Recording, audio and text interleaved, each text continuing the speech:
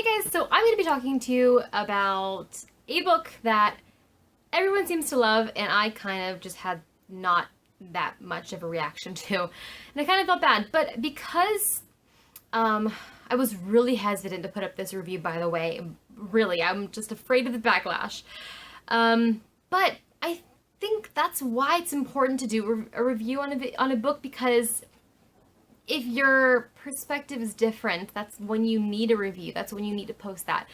That's what I personally think. So I feel like it's better if I post a review that is kind of against the grain, because then the market isn't so saturated with the same sort of thing. I don't really know. I'm just trying to prolong the inevitable. But I'm here to talk about It Ends With Us by Colleen Hoover.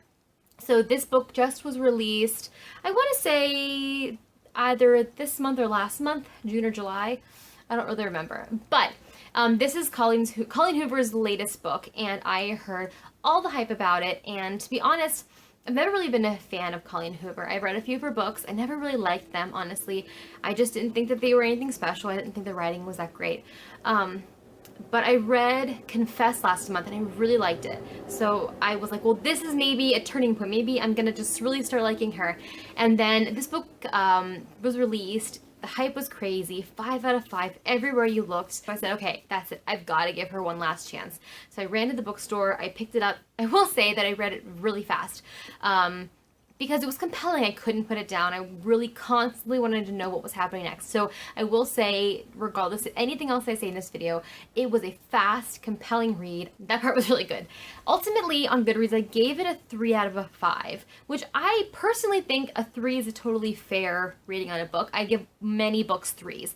But it was so much lower than anything else that I've read. This book is a 5 out of 5 for people.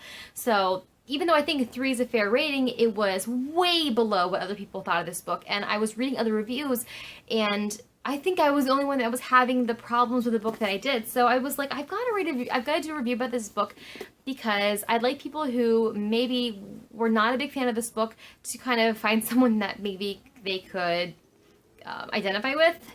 It's hard to have a really, really different opinion of a book when everyone else doesn't agree with you. It's hard to like have that perspective, because you don't want to be the one person that has a really different perspective of a really popular book. At least maybe I'm projecting, but that's how I feel. Let me just get into it. This book review will not be crazy structured, just so you know. So normally I don't really like spoilery videos, but this from here on out will be a spoiler. So if you have not read it and you want to, step away, read it, then come back. If you don't plan on reading it, then you can keep watching, that's fine. Or if you haven't read it but you don't care if it's spoiled, then that's fine too. You won't have their book won't have the same impact for you if you know it's coming, but if you want to stick around, that's your prerogative. The problem that I really have always had with Colleen Hoover is I think that her books are super formulaic.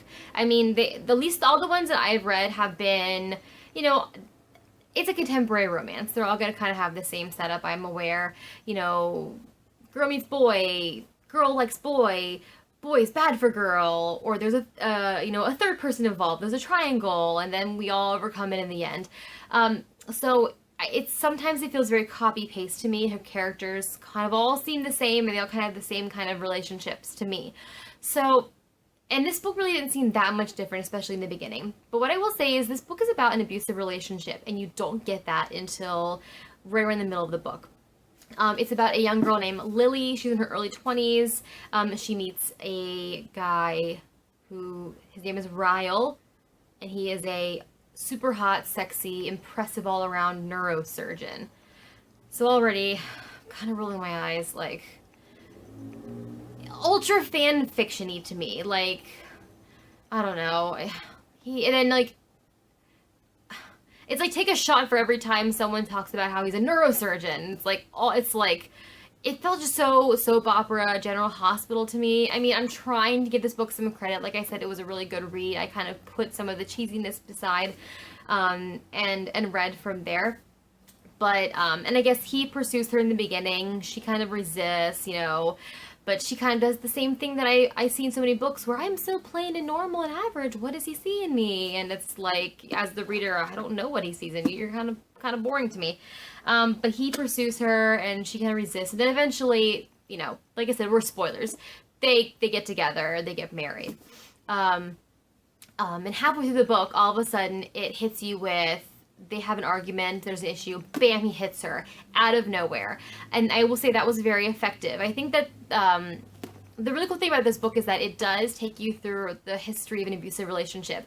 As you read, you are in Lily's head, and it's really important, I think, this book. I will say it's very important in that it does talk about abusive relationships in a really meaningful way.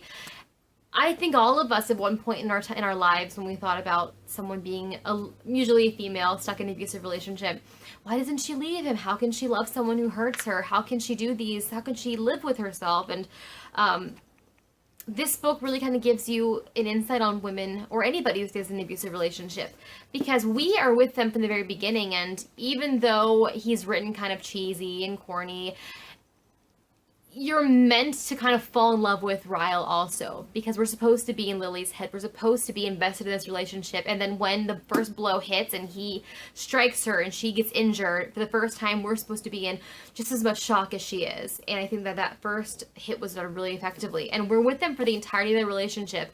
And when Lily wavers and doesn't know, and whenever this abuse happens, and he's horrible, he's awful, but then he's sorry, he's apologetic, but I still love him, we can understand why that is. And I think that this book is very good for anyone to read who has ever questioned, well, why does an abusive relationship last? Why does the woman stay with the guy? Why? Well, it's because, they're not always like that, or I've been with them from the beginning and their good outweighs the bad. All these things are addressed in this book, and it doesn't by any means make it okay that this is happening. It's not that at all, but it's really meant to illustrate why it's not something so simple and so black and white as to just say, okay, well, now we're done, we're getting divorced, I'm moving out, I'm leaving.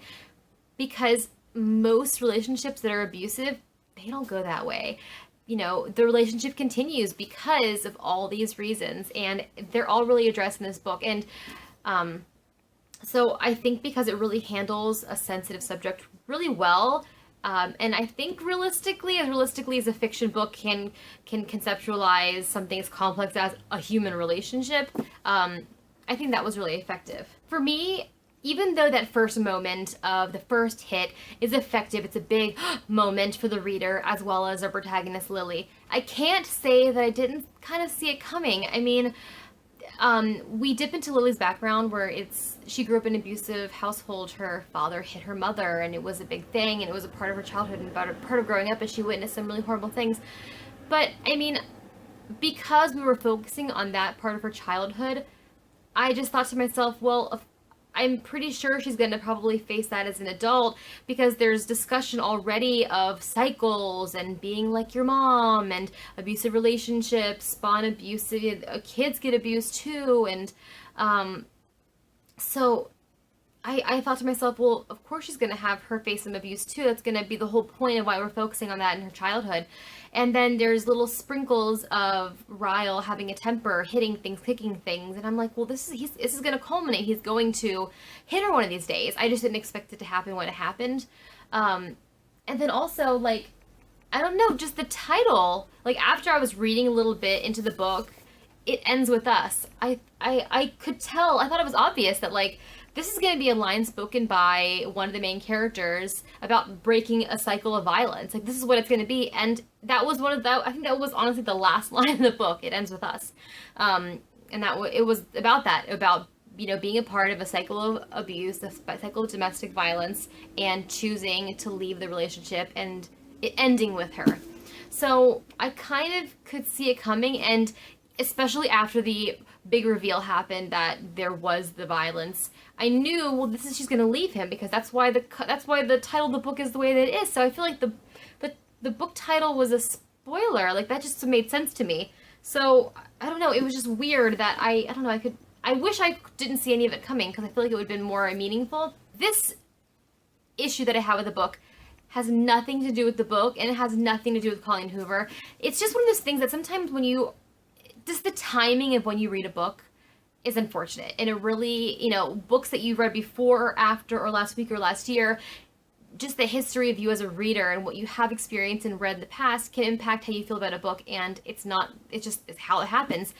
This was very similar to me, to Big Little Lies, which I read. I read that last month, and that book has a theme of domestic violence against between a husband and a wife. And a lot of the themes and a lot of the scenes were so very similar to this book.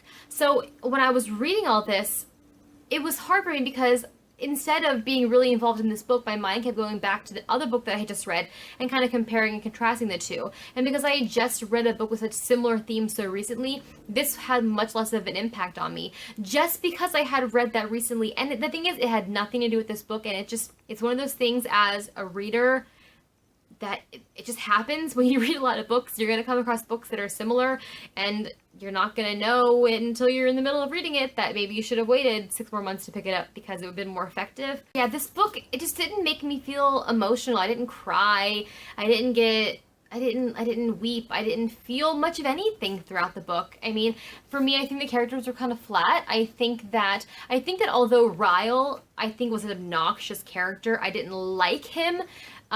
Especially in the beginning when he was pursuing Lily, I just didn't like him. I thought he was annoying and I wanted him to go away. But I will say, as far as him being multidimensional and dynamic and not a caricature of an evil, abusive husband, as a person, he seemed well developed, and I will say that. But altogether, the book just kind of fell flat to me, and I feel really bad about that because I feel like I really should have liked it. I feel like it should be better than it is. And like I said before, I would recommend this to anybody who's been in an abusive relationship, or who has a friend or someone who is in an abusive relationship, to really just get an ability to widen their mind a little bit and kind of understand why some people's relationships happen this way and why they don't end them right away. Because relationships are complex and people are complex within those relationships, and sometimes it's not such a black and white answer to a really horrible, difficult thing. So I'm glad that this book addressed such a hard topic. I don't know. Personally, like I said, it was a 3 for me. It was a totally fine book. It didn't blow me away.